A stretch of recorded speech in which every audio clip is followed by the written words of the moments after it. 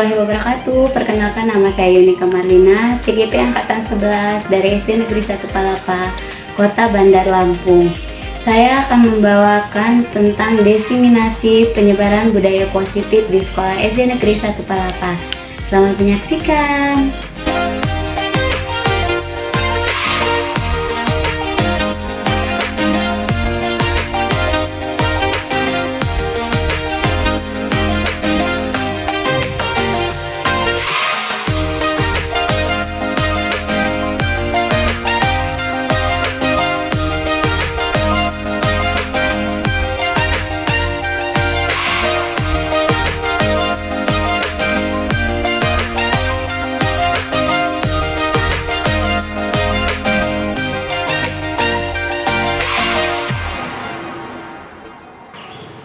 Bismillahirrahmanirrahim. Assalamualaikum warahmatullahi wabarakatuh. Waalaikumsalam warahmatullahi wabarakatuh. Selamat pagi dan salam sejahtera untuk kita semua. Tabipun.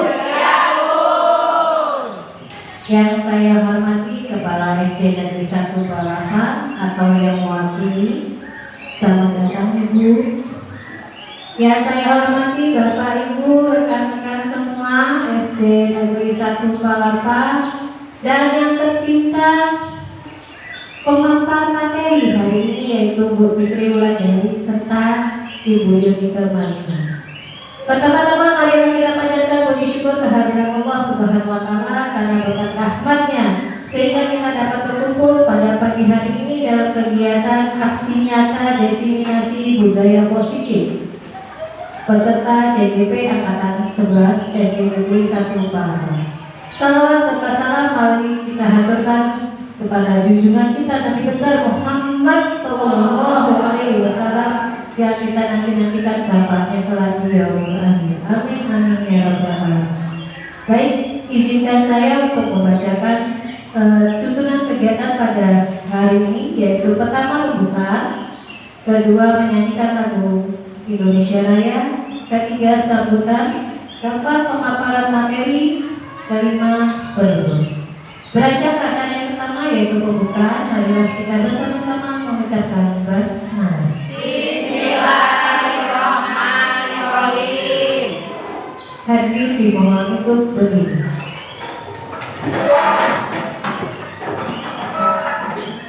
Menyanyikan lagu kebangsaan Indonesia Raya.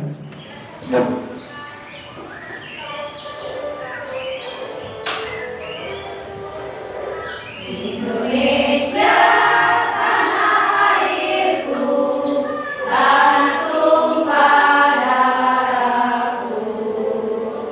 Di sanalah aku berdiri, jadi pandu ibuku. Indonesia,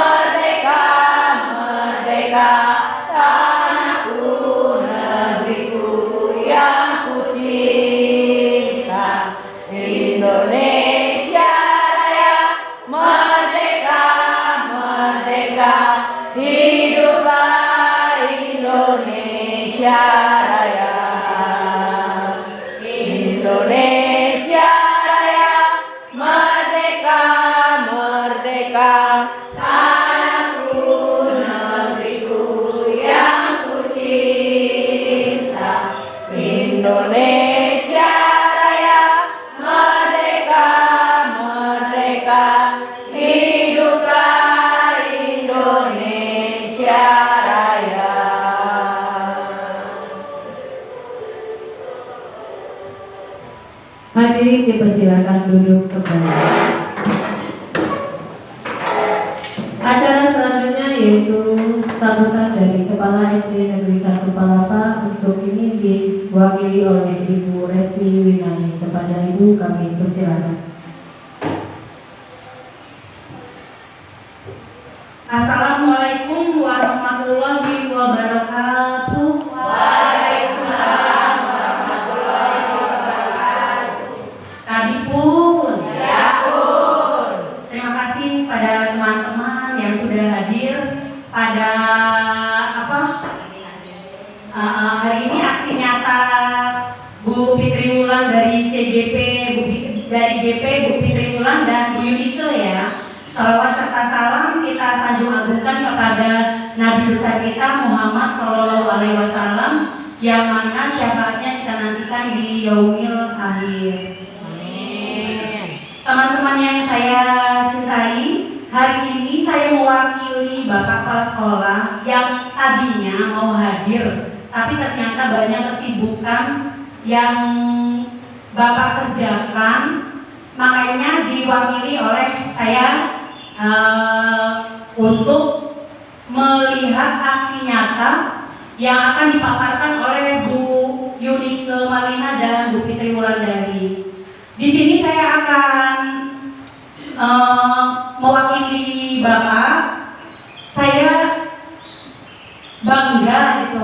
Di SD ini ada beberapa guru yang bisa mewakili untuk guru penggerak di daerah di kota Bandar Lampung.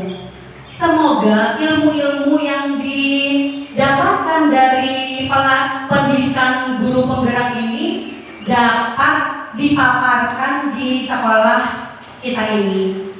Dan bagi guru-guru yang belum mengikuti guru penggerak, semoga kedepannya ada perwakilan lainnya guru-guru yang dapat mengikuti guru penggerak. Yang kemarin gagal semoga bisa mengikuti kembali. Karena saya lihat guru penggerak ini bagus ya, dan ilmu-ilmunya dapat diimbaskan di sekolah kita. Jadi semoga kedepannya sekolah kita menjadi sekolah penggerak dari kota Bandar Lampung ini. Semoga Bu Yunike dan Bu Fitri Wulan semakin sukses menjalankan pelatihan atau pendidikan guru penggerak ini. Terima kasih ya teman-teman sudah hadir pada hari ini. Wassalamualaikum warahmatullahi wabarakatuh. Terima kasih Bu Resti atas sambutannya. Selanjutnya yaitu acara inti, acara yang ditunggu-tunggu oleh kita semua, yaitu pemaparan materi diseminasi budaya positif yang akan disampaikan oleh Bu Fitri Wulandari dan Bu Yunike Marlina. Kepada kedua beliau kami persilakan.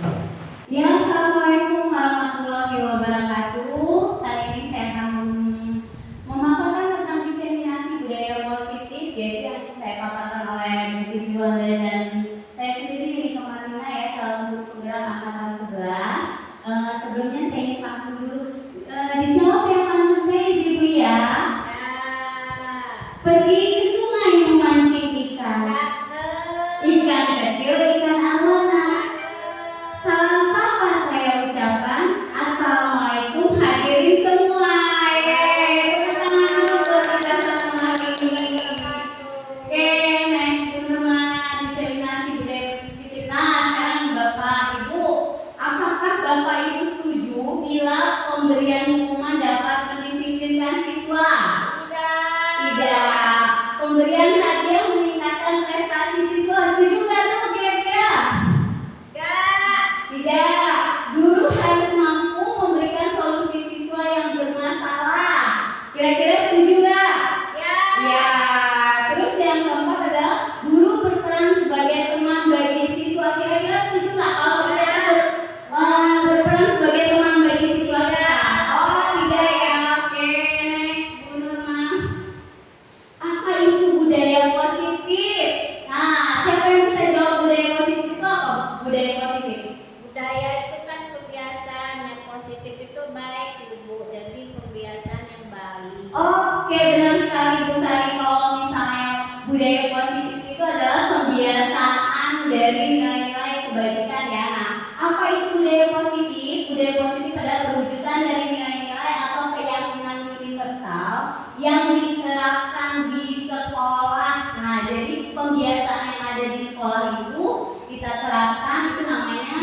budaya positif. Nah, di sini konsep-konsep inti untuk menciptakan budaya positif ada 6. Yang pertama apa itu?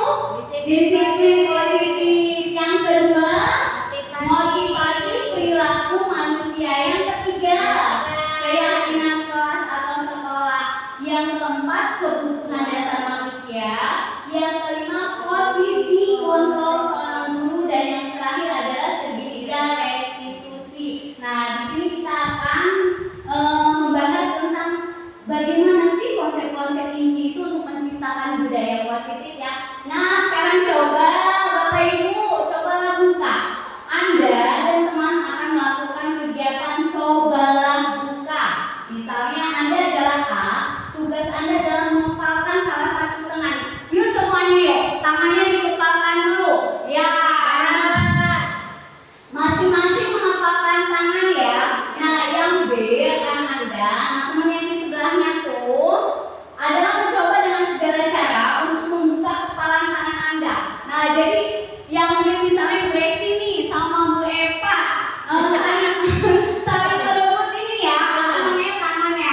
Nah, bayangkan Bu Resti nih bayangin kalau misalnya tangannya itu, kepalanya itu adalah uang 1 miliar tuh ya kan? Nah, uang 1 miliar yang dipegang, terus Bu Eva seolah merebutnya gitu loh. Jadi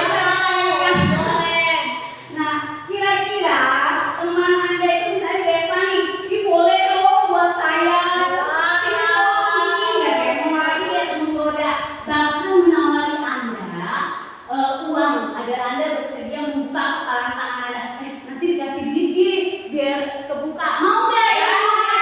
Oh ya, tidak ya. Nah, seperti itulah ya. Budaya positif itu adalah pembiasaan. Jadi kalau misalnya kita yang kita pertahankan, yang bisa mengontrol diri kita itu adalah diri kita sendiri ya, next ya. Nah, sudah ya. Nah, sekarang ada pergeseran paradigma teori kontrol, Ibu, dari Dr. William Glasser. Nah, ilusinya itu guru mengontrol murid. Yang kedua, ilusi bahwa semua penguatan positif itu efektif dan bermanfaat. Ilusi lagi bahwa kritik dan membuat orang merasa bersalah dapat menguatkan karakter. Yang terakhir ada ilusi bahwa orang dewasa itu memiliki hak untuk memaksa. Nah, orang dewasa itu boleh memaksa murid gitu. Misalnya kita sebagai guru memaksa murid, kira-kira boleh nggak itu? Nggak boleh. Iya, tidak boleh ya. Karena sebenarnya yang mengontrol diri kita itu sendiri adalah diri kita sendiri, bukan orang lain. Oke, next. Nah, di sini bagaimana seseorang itu bisa berubah dari paradigma stimulus respon kepada pendekatan teori kontrol. Nah, di sini ada stimulus responnya dan ada teori kontrolnya. Realitasnya kebutuhan kita itu sama, tetapi ternyata teori kontrolnya itu kebutuhan kita itu berbeda karena masing-masing orang itu tentu mempunyai kebutuhan yang berbeda ya. Nah, yang stimulus respon yang kedua adalah semua orang melihat hal yang sama. Jadi kita itu berpandangan apa yang kita lihat itu sama. Ternyata teori kontrolnya setiap orang itu memiliki gambaran yang berbeda. Misalnya Bu Fitri Naga tuh melihat si anak didiknya itu dia nakal atau apa, tidak sama dengan yang dilihat misalnya si kaki nih, yang dilihat Bu Fitri Naga belum tentu sama dengan yang dilihat dengan Bu Sari. Seperti itu ya. Kita mencoba mengubah orang agar berpandangan sama dengan kita. Boleh gak sih kita mengubah orang itu biar sama pandangannya sama kita? Iya. Kita hanya bisa berusaha memahami pandangan orang lain tentang dunia. Jadi kita itu hanya nggak bisa merubah pandangan seseorang, tapi kita harus memahami, oh pandangan si Bu Nurma berbeda dengan pandangannya Bu Nike. Nah, seperti itu ya. Yang keempat adalah perilaku buruk dilihat sebagai suatu kesalahan. Nah, jadi setiap orang melakukan kesalahan itu hanya dilihat sebagai perilaku buruk. Padahal belum tentu dia itu melakukan kesalahan itu. Pasti ada alasan atau tujuan. Nah, orang lain bisa mengontrol saya.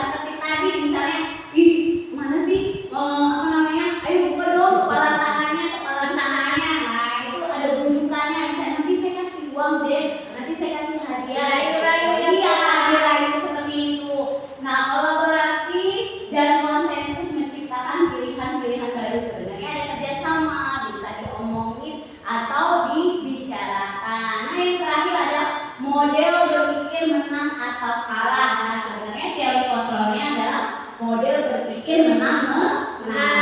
Iya, next. Nah, inilah disiplin positif merupakan salah satu cara penerapan disiplin yang bertujuan untuk menumbuhkan kesadaran serta memberdayakan anak untuk melakukan sesuatu tanpa sogokan, tanpa ancaman maupun hukuman. Jadi istilahnya disiplin positif itu dilakukan karena kemauan diri sendiri atau murid itu sendiri, bukannya kita ancam atau kita paksa atau kita iming-imingi diberi hadiah ya, seperti itu. Nah, itu adalah disiplin. Nah, ini ibu-ibu ada nilai-nilai kebajikan universal. Tentunya nilai-nilai kebajikan universal itu berdasarkan profil pelajar Pancasila. Tentunya profil pelajar Pancasila itu sudah sering kita sebutkan karena ada lagunya juga kan ya, yang pelajar Pancasila beriman dan bertakwa pada Tuhan yang esa dan beralam mulia, berkebinekaan global, gotong royong mandiri, kreatif dan bernalar kritis. Nah, dari mandiri, bernalar kritis, kreatif, bergotong royong, berkebinekaan global, tentunya sudah kita tanamkan kepada anak-anak didik kita ya. Nah, yang selanjutnya, konsep yang selanjutnya adalah motivasi perilaku manusia, yaitu ada juga menghindari ketidaknyamanan atau hukuman. Yang kedua, mendapat imbalan atau penghargaan. Yang ketiga, menghargai diri dan menjadi orang yang mereka inginkan. Kira-kira nih ibu, kalau melakukan sesuatu yang ke satu, kedua, atau yang ketiga nih? Ke satu ya. Kalau Bu Fitri nanya ke satu, kata yang menghindari ketidaknyamanan atau hukuman. Ada yang kedua nggak? Kalau melakukan sesuatu ingin mendapat imbalan atau penghargaan? Nggak ada. Kalau yang ketiga, menghargai diri dan menjadi orang yang mereka inginkan. Kira-kira ada nggak? Iya, tentunya dari ketiga ini yang paling tepat adalah menghargai diri dan menjadi orang yang mereka inginkan. Jadi menghargai diri dulu ya, bukan karena menghindari ketidaknyamanan atau hukuman atau melakukan sesuatu karena ingin mendapat imbalan atau penghargaan. Biasanya anak-anak kita ada tuh yang karena pengen menghindari ketidaknyamanan atau hukuman dia melakukannya, atau karena bu guru tuh kasih hadiah gitu loh. Jadi dia melakukannya karena ingin mendapatkan imbalan atau penghargaan, bukan karena dia pengen dari diri dia menghargai atau kedisiplinannya ya. Seperti itu ya, perilaku manusia. Nah, di sini ada hukuman, konsekuensi dan restitusi. Tentunya ibu-ibu bisa membedakan antara hukuman, konsekuensi, atau restitusi nggak nih kira-kira? Apa bedanya hukuman, konsekuensi, atau restitusi? Ada yang bisa menjelaskan? Kalau hukuman itu seperti apa? Kalau melakukan kesalahan ya dikasih hukuman, Bu. Nah, kalau melakukan kesalahan ataupun dikasih hukuman. Jadi kalau murid-murid kita itu melakukan kesalahan, kita kasih hukuman. Bagus ya sih seperti itu? Tentunya ada konsekuensi dan restitusi. Kalau hukuman itu biasanya tidak diperbolehkan ya ibu ya. Kalau konsekuensi biasanya anak-anak itu melakukan konsekuensi itu terjadinya dia melakukan kesalahan itu, tetapi kesalahannya sesuai dengan konsekuensinya. Misalnya anak itu terlambat nih, tapi dia disuruh sama bu gurunya itu mencatat di buku itu tulisan saya tidak akan terlambat lagi, saya tidak akan terlambat lagi. Nah, itu sesuai ya dengan konsekuensinya. Tetapi kalau misalnya dia terlambat disuruh putar lapangan sebanyak 5 kali atau 4 kali, itu tidak boleh ya, karena itu adalah suatu hukuman. Tidak sesuai dengan apa yang dia lakukan itu. Tidak ada hubungannya gitu antara dia terlambat dengan lari atau hukuman fisik. Nah, sedangkan kalau restitusi, ibu, restitusi ini kita berperan sebagai guru itu memecahkan masalah. Itu bukan dari kita, tetapi anak-anak itu sendiri yang menemukan solusinya untuk bagaimana dia memecahkan masalahnya seperti begitu ya, Ibu. Nah, berdasarkan dalil di atas, berikut ada penjelasan tentang hukuman, konsekuensi, dan restitusi. Kalau hukuman itu tidak terencana, bersifat satu arah, bisa berupa hukuman fisikis atau kata-kata kasar. Jadi hukuman itu gurunya nggak melihat apa sih alasannya atau kesalahannya, hanya coba kamu lari keliling lapangan, nah seperti itu. Kalau konsekuensi dia bersifat terencana, sudah disepakati, bentuk-bentuk konsekuensinya dibuat oleh pihak guru atau sekolah. Nah, kalau restitusi adalah proses menciptakan kondisi bagi murid untuk memperbaiki kesalahan mereka sehingga mereka bisa kembali pada kelompok mereka dengan karakter yang lebih kuat. Jadi mereka tidak merasa takut atau merasa malu melakukan kesalahan itu, tetapi mereka sudah bisa menemukan solusinya bagaimana mengatasi masalah tersebut ya. Nah nih sekarang dari belajar konsekuensi hukuman dan restitusi tadi nih Ibu, maaf ini saya nanya terus ya. Mencatat 100 kali di dalam buku kalimat saya tidak akan terlambat lagi karena terlambat sekolah. Nah kira-kira itu konsekuensi atau hukuman Ibu? Konsekuensi. Iya betul sekali ya, karena sudah tadi dapat penjelasan antara konsekuensi dan hukuman. Kalau yang kedua, lari mengelilingi lapangan basket 2 kali karena terlambat hadir di sekolah. Tidak. Konsekuensi atau hukuman? Hukuman. Karena tidak ada hukumannya ya, lari mengelilingi lapangan basket dengan terlambat hadir di sekolah. Yang ketiga, membersihkan coretan yang dibuatnya di meja tulis. Kira-kira konsekuensi atau hukuman? Iya konsekuensi, karena tepat sekali ya, dia membuat coretan di meja dan dia konsekuensinya harus menghapusnya. Murid diminta untuk push up 15 kali karena tidak menggunakan masker ke sekolah. Kira-kira konsekuensi atau hukuman? Hukuman. Hukuman, iya. Kenapa hukuman? Karena tidak ada hubungannya itu antara push up dengan menggunakan masker ke sekolah.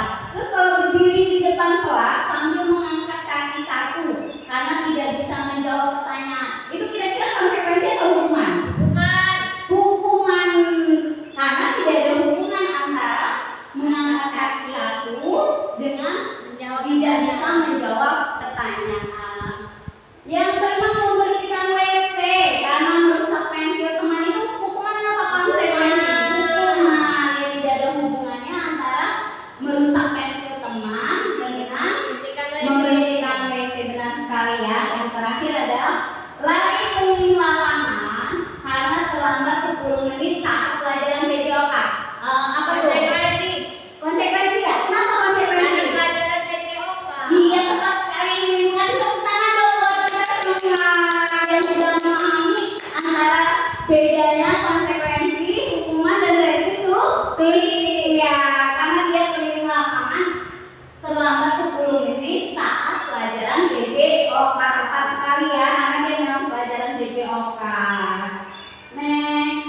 Nah, dihukum oleh penghargaan. Jadi pengaruhnya itu ada jangka pendek dan juga jangka panjang.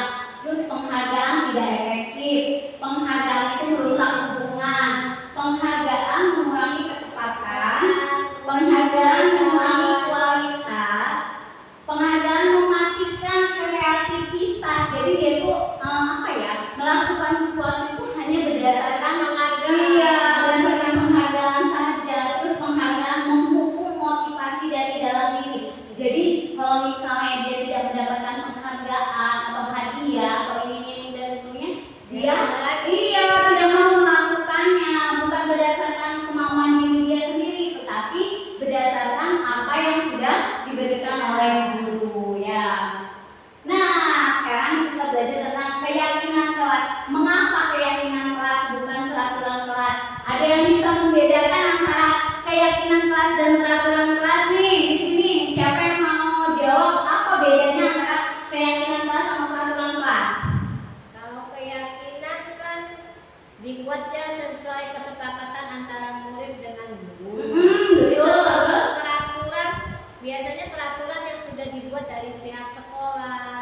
Iya, betul, tepat sekali ya, Bu Guru ya. Mengapa keyakinan kelas bukan peraturan kelas? Karena kalau keyakinan itu dibuatnya berdasarkan kesepakatan antara guru dan murid. Sedangkan kalau peraturan itu hanya satu arah, biasanya guru sudah menetapkan peraturannya seperti ini. Misalnya datang 15 menit sebelum jam pelajaran dimulai atau yang lainnya. Sedangkan kalau tadi keyakinan itu dibuatnya bersama-sama. Misalnya kita bareng-bareng nih buatnya di dalam suatu kelas. Nah, mengapa kita memiliki peraturan tentang? Nah ini nih ada dua pertanyaan nih, Ibu. Kan kita tadi sudah bisa membedakan antara peraturan dan keyakinan ya. Coba, saya nanya-nanya terus nih jadi nggak enak. Ya, coba mengapa kita memiliki peraturan tentang penggunaan helm pada saat mengendarai kendaraan roda 2 atau motor? Kenapa tuh? Sebelum kita mempelajari tentang keyakinan kelas, pasti kita berpikirnya kenapa? Karena kita menggunakan helm. Karena sudah peraturannya. Iya, tentunya kita menggunakan helm karena sudah peraturan. Tetapi setelah kita mempelajari tentang keyakinan kelas, apa nilai kebajikan apa yang kita peroleh kalau misalnya kita menggunakan helm, gitu Ibu? Nilai apa tuh? Supaya apa?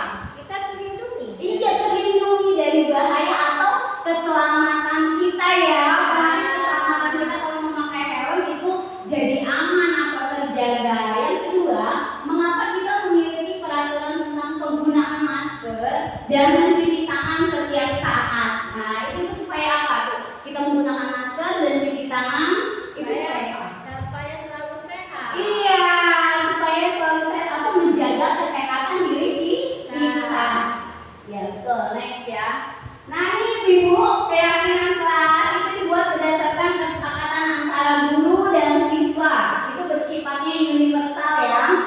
Kalau peraturan, yang tadi bilang benar kata Bu Norma ya, peraturan biasanya dibuat oleh guru bersifat satu arah. Nah kalau keyakinan itu dibuatnya berdasarkan kesepakatan. Nah ini ada foto-fotonya Ibu ketika di kelas saya membuat keyakinan kelas ya. Nah ini keyakinan kelasnya dibuat. Itu awalnya anak-anak itu Masing-masing. iya di dalam kelas itu dikasih kertas pocket. Terus mereka itu menuliskan apa aja sih yang kesepakatan kita di kelas ini apa aja. Misalnya membuang sampah tidak boleh sembarangan atau misalnya meminta izin. Tetapi biasanya anak-anak itu masih menggunakan kata-kata yang belum positif semua ya, masih menggunakan kata jangan, menggunakan kata tidak boleh. Nah itu kita ubah menjadi kalimat yang positif, kita pilih-pilih ya. Setelah kita pilih-pilih, kita sepakati, baru setelahnya kita buat yang hasilnya tadi. Setelah hasilnya tadi dibuat, itu kita tempelin. Nah setelah tempelin, nanti kita taruhnya di dekat pintu boleh atau yang bisa terlihat oleh anak-anak. Jadi anak-anak itu kalau misalnya untuk mengingat apa sih kesepakatan kelas itu bisa dibaca lagi. Misalnya tidak terlalu tinggi ya Ibu, karena kalau terlalu tinggi tidak terlihat oleh anak-anak. Nah seperti itu. Next. Nah nih prosedur pembentukan keyakinan kelas atau sekolahnya Ibu. Ada mempersilakan warga sekolah atau siswa untuk mencurahkan ide. Nah seperti yang saya bilang tadi ya. Jadi anak-anak itu menuliskan ide mereka gitu tentang peraturan yang akan disepakati apa saja. Terus mencatat semua masukan. Jadi semua masukan dari anak-anak itu kita kumpulkan ya, kita catat. Ganti kalimat negatif menjadi positif yang tadi saya bilang ya. Biasanya anak-anak masih menggunakan kata jangan, tidak boleh. Nah itu kita ganti kalimatnya menjadi kalimat yang positif. Terus tinjau kembali curahan pendapat yang terkumpul dan susun menjadi keyakinan kelas atau sekolah. Nah itu biasanya pendapat anak-anak itu hampir sama semua. Biasanya satu kelas itu. Nah jadi kita susun dan kita ambil kalau yang sama. Jadi keyakinan kelas itu tidak usah banyak-banyak Ibu. Paling bisa dari 7 kalimat atau 6 kalimat. Itu hanya yang penting mereka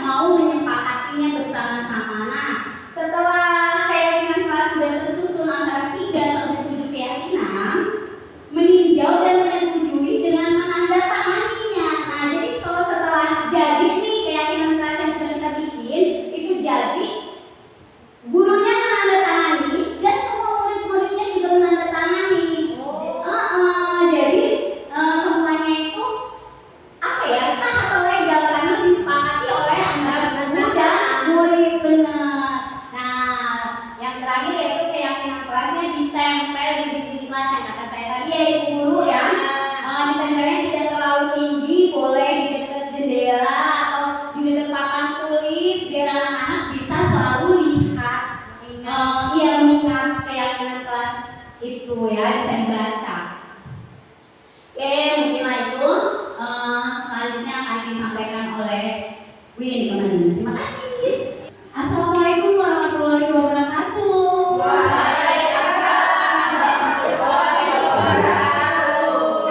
Ya, oke, Bapak Ibu semua, tadi yang kayak materi tentang konsep-konsep budaya positif ada 6 ya. Yang 1, 2, 3 sudah disampaikan oleh Bu Fitri Wulandari dan saya Bu Yuni Kamalina akan melanjutkan konsep-konsep untuk menciptakan budaya positif yang ke-4, 5, dan 6. Nah, sebelum kita lanjutkan materi selanjutnya, biar semangat kita senam dulu ya, Bapak Ibu ya.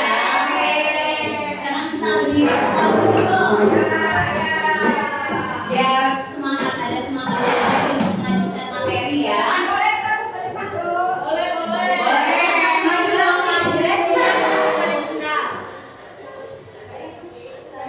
Dari awal dia Andreas. Satu, dua,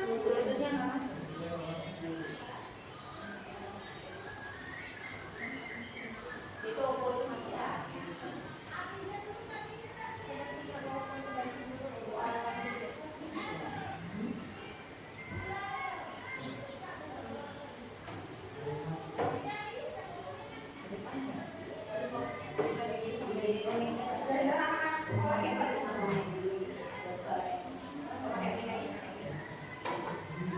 Oh, kita bikin mic aja. Iya. Di tulisan ya. sama speaker. Ayo, Ibu.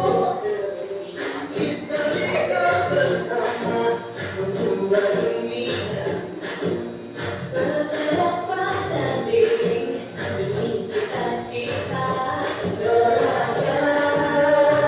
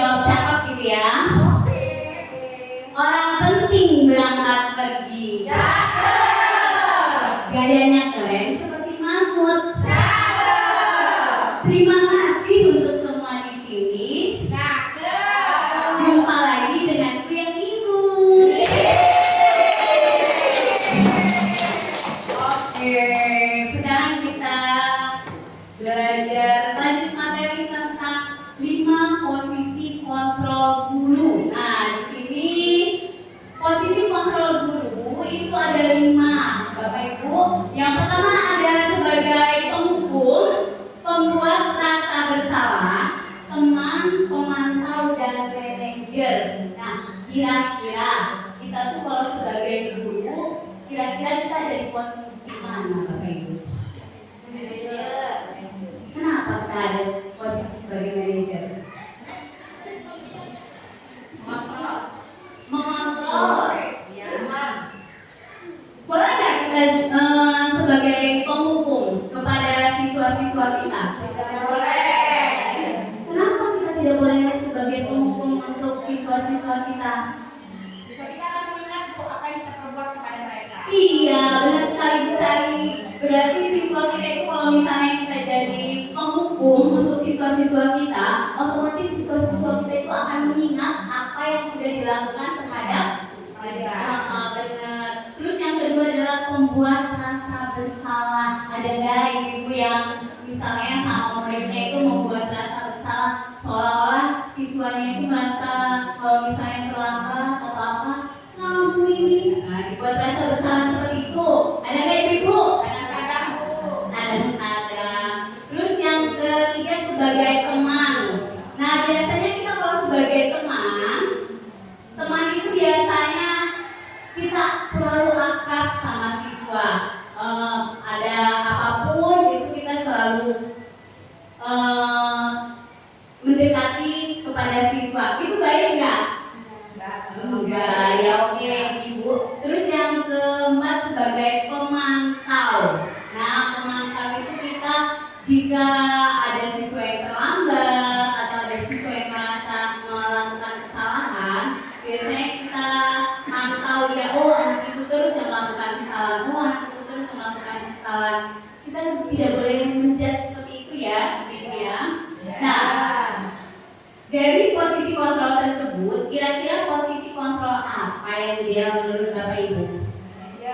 Manajer. Tadi sudah disebutkan ya manajer. Kenapa manajer? Karena itu posisi kontrol yang paling baik menurut kita semua. Next Pak Andreas. Nah di sini ada contohnya sebagai penghukum, yaitu kita menghardik, menunjuk-nunjuk, terus berkacak pinggang, membentak ya.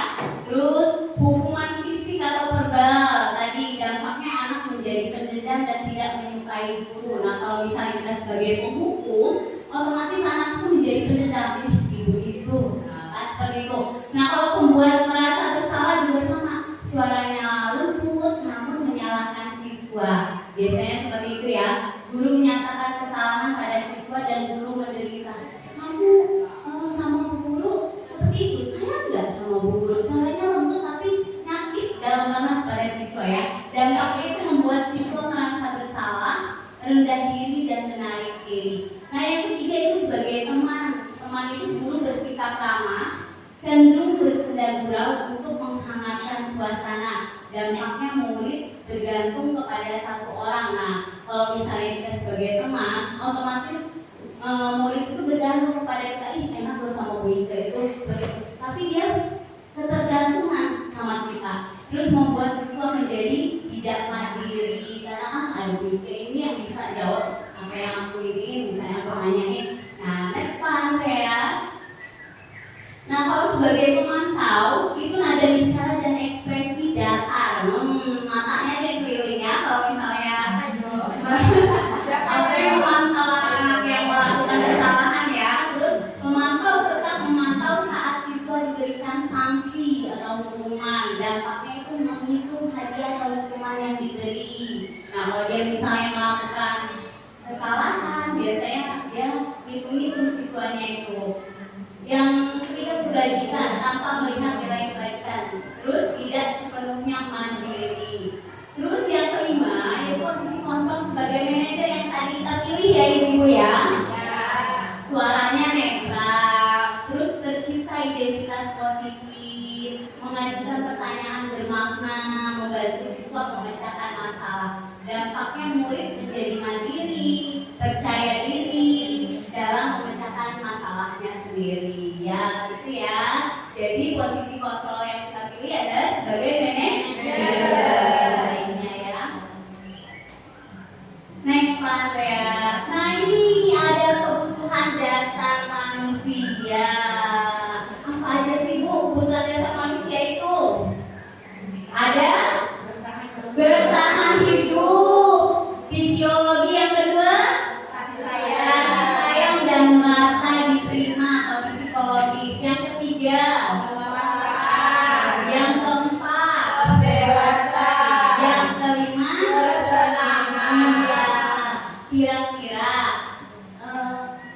kebutuhan dasar manusia itu kita sebagai orang dewasa atau guru saja yang merasakan, anak-anak merasakan juga nggak?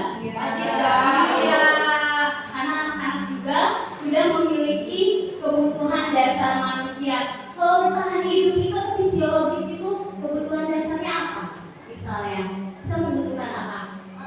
Makan, terus apa lagi? Pakaian, tempat tinggal, ya. Kalau misalnya sekarang yang kedua adalah kasih sayang dan rasa diterima. Kalau murid-murid kita itu biasanya membutuhkan apa kalau misalnya kasih sayang atau ngerasa diterima di kelas misalnya? Iya, perhatian dari besari biasanya kita charter ya untuk mencari perhatian kita ya, biasanya seperti itu ya, charter atau deket-deket ke kita biasanya mencari masalah, iya ngarepin biar kita perhatikan. Yang ketiga itu penguasaan. Nah, penguasaan itu biasanya anak-anak itu yang mendapatkan nilai tinggi biasanya merasa paling saya nih dapat nilai 100. Nah, dia bisa menguasai teman-temannya. Yang keempat itu kebebasan. Nah, biasanya anak-anak itu ingin paling senang kan kalau misalnya anak-anak itu belajarnya di luar kan ya, gitu ya. Kalau pelajaran olahraga kayaknya mereka senang banget gitu, ngerasain kebebasan gitu, pengen belajar di luar kelas gitu. Nah, yang kelima adalah kesenangan. Nah, sama anak-anak itu merasa ingin senang. Kalau misalnya dia belajarnya enak, senang, kelasnya nyaman, terus gurunya juga memberikan materi yang menyenangkan dan membosankan. Nah, anak-anak itu merasa senang. Ya, seperti itu ya. Nah, sekarang Pak Andreas next. Nah, sekarang Ibu coba. Aku senang main kejar-kejaran dengan ibu guru, seru. Itu termasuk kebutuhan dasar manusia apa tuh pada anak-anak? Kesenangan, ya benar ya, anak ada kata senang. Yang kedua, ibu kejar aku karena ibu guru sayang aku. Sayang. Yang ketiga, aku hebat kan, bisa bikin ibu guru kejar aku. Penguasaan benar sekali ya ibu. Yang keempat, aku bosan belajar mewarnai terus di dalam kelas. Kebebasan. Dia kasih tepuk tangan semua dong. Ya, next one ya. Nah, dunia berkualitas. Nah, jangan dilihat dulu pertanyaannya.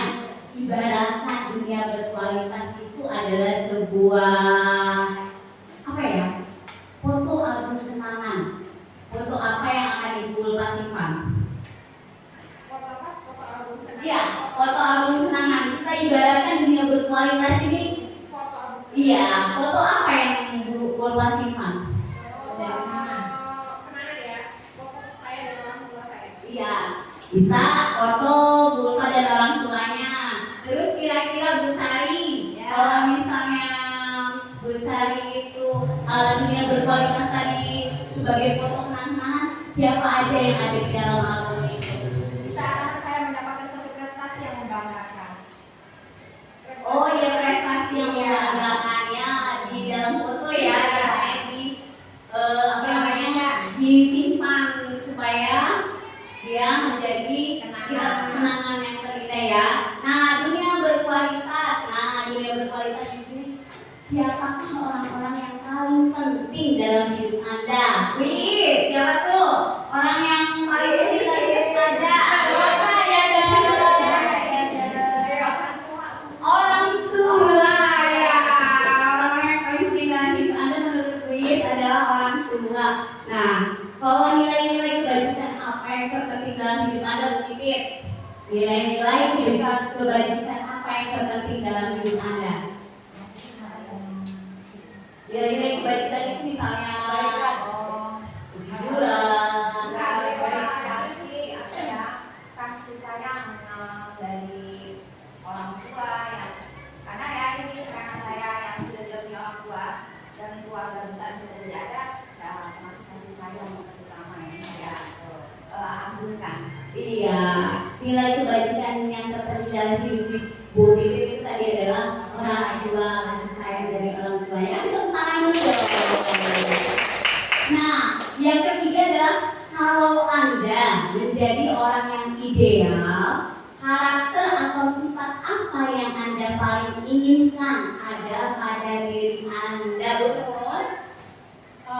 Yang saya inginkan di diri saya itu jadi manusia yang belajar terus. Ini belajar sepanjang hayat ya benar ya. Masuk itu filosofika dari Mantara. Belajar sepanjang hayat. Nah, ada lagi nih. Apa pencapaian Anda yang Anda sangat banggakan? Ayo, siapa? Pencapaian Anda yang Anda sangat banggakan. Kalau saya ini, Ya.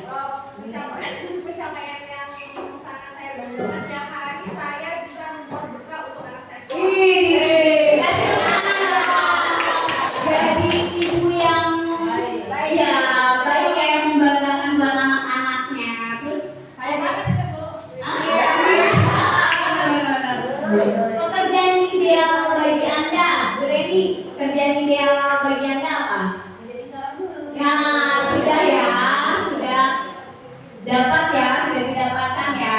Pekerjaan ideal kita adalah sebagai seorang guru. Nah, yang ceritakan, dikit aja nih, ceritakan bagian perjalanan hidup Anda di mana Anda merasa itulah titik puncak hidup Anda ya, bener mak? Dikit aja bener mak, gak usah banyak-banyak.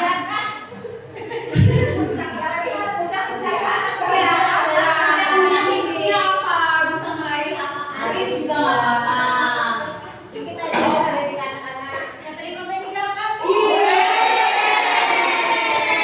Alhamdulillah itu harapan banget ya benar mah ya, harapan orang tua, harapan diri kita ya yang sudah diharapkan sejak lama ya. Nah, yang terakhir nih apa yang paling bermakna dalam hidup Anda? Siapa nih yang menjawab? Yang paling bermakna apa sih yang paling bermakna dalam hidup kita itu? Saya, Bu. Iya. Saya bisa bermanfaat untuk orang lain dan keluarga saya. Kita ini bisa bermanfaat untuk orang lain dan keluarga. Ada yang lain? Kalau saya pengen berkumpul bersama keluarga lagi. Iya, Masya Allah bisa bermanfaat. Saya banget. Ya, paling bermakna dalam hidup kita ya. Kalau saya sih pengennya saya sehat selalu. Wah, saya sehat. Ah, ya, apa Miss Reni? Yang paling bermakna. Apa tuh Miss Reni? Iya, percuma ya kalau kita punya suami yang tampan, harta yang banyak. Kalau misalnya kita sakit gitu nggak sehat. Nah, alhamdulillah yang paling bermakna dalam hidup kita itu adalah kesehatan. Next, Pak Andreas. Nah, yang terakhir gitu ya tentang segitiga restitusi tadi mungkin sudah ada dijelaskan sedikit oleh Bu Fitri Wulandari ya. Yang terakhir konsep untuk budaya positifnya adalah segitiga restitusi. Nah, di sini kamu tentu punya alasan mengapa melakukan itu. Segitiga restitusi itu mempunyai 3 langkah. Langkah yang pertama itu menstabilkan identitas. Nah, langkah yang kedua itu validasi kebutuhan atau tindakan validasi yang salah. Yang ketiga itu menanyakan keyakinan. Nah, contohnya ini ada, kamu tentu punya alasan mengapa melakukan itu. Adakah cara yang lebih efektif untuk mendapatkan apa yang kamu butuhkan? Terus nilai-nilai apa yang telah kita sepakati? Di segitiga restitusi ini, Bu-Ibu, kita berperan sebagai manajer. Nah, jadi anak-anak itu tidak langsung kita hukum atau kita marahi kalau misalnya dia melakukan kesalahan, tetapi kita bicarakan bersama-sama dan dia menemukan solusinya untuk masalahnya tersebut. Yang next, Pak Andreas. Nah, ini ada contoh video segitiga restitusi yang sudah saya lakukan untuk anak-anak saya ya. Ada anak siswa saya tuh ada yang bermasalah kemarin tidak membawa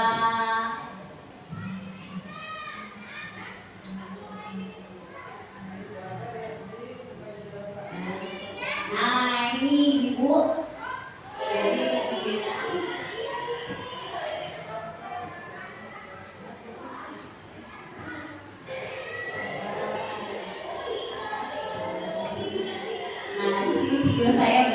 sebagai manajer. Ya, ada siswa yang tidak membawa topi dan pada saat hari Senin mau upacara.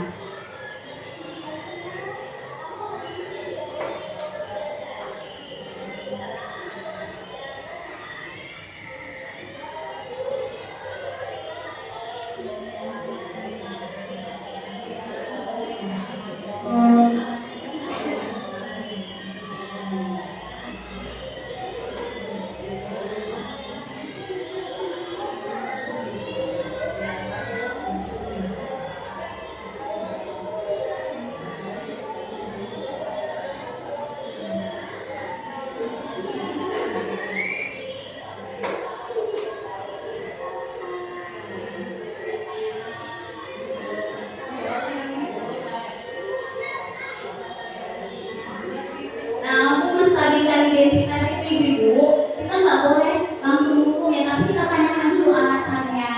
Kita bilang, oh tidak apa-apa, apa namanya, kesalahan itu adalah manusiawi, semua orang pernah melakukannya.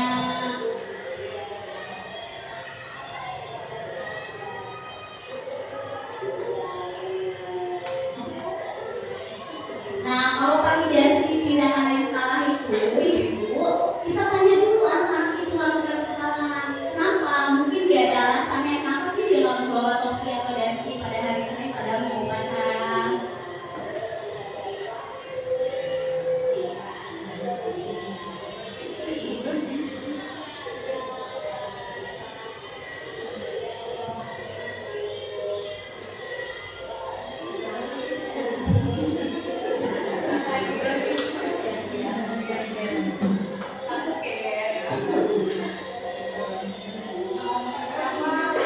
Nah, yang terakhir itu menanyakan keyakinan itu apa ya, misalnya Arjuna, kamu tahu kan kita telah membuat kesepakatan kelas atau keyakinan kelas. Nah, keyakinan kelas apa yang sudah kamu langgar?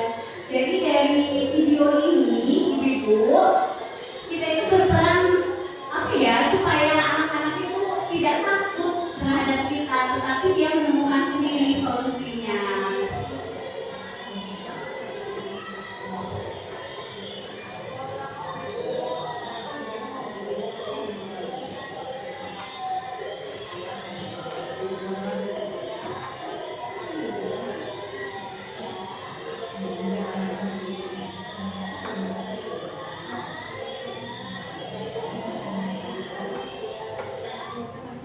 Nah, itu ya ibu ya, dari apa namanya, segi restitusi yang saya lakukan untuk anak didik. Kita berperan sebagai manajer. Ya mungkin itu saja hari ini. Tadi sudah dijelaskan tentang konsep-konsep menciptakan budaya positif. Itu ada tentang disiplin positif, motivasi perilaku manusia, dan keyakinan kelas. Dan saya juga sudah menambahkan 5 posisi kontrol guru, terus juga sudah menambahkan restitusi segitiga, dan yang terakhir tadi tentang dunia berkualitas ya ibu-ibu ya. Oke, baiklah, itu pemaparan materi dari saya dan Bu Fitri Wulan selaku CGP Angkatan 11. Terima kasih atas waktunya untuk ibu-ibu semua. Saya ucapkan telah meluangkan waktu di sini untuk mendengarkan pemaparan. Semoga apa yang telah kami sampaikan bisa diterapkan untuk Bapak Ibu semua di sekolah kita dan di kelas. Terima kasih saya ucapkan. Wabillahi taufiq wal hidayah. Wassalamualaikum warahmatullahi wabarakatuh. Waalaikumsalam. Saya serahkan kembali kepada Bu Nurma selaku pembawa acara atau moderator ya Bu Nurma. Ya, terima kasih Bu Fitriyullah dan Bu Imika atas pemaparannya. Semoga pemaparan yang tadi telah disampaikan oleh beliau berdua dapat kita ambil positifnya dan dapat kita terapkan dalam kehidupan sehari-hari. Baik, selanjutnya yaitu penutup untuk kegiatan hari ini. Marilah kita bersama-sama mengucapkan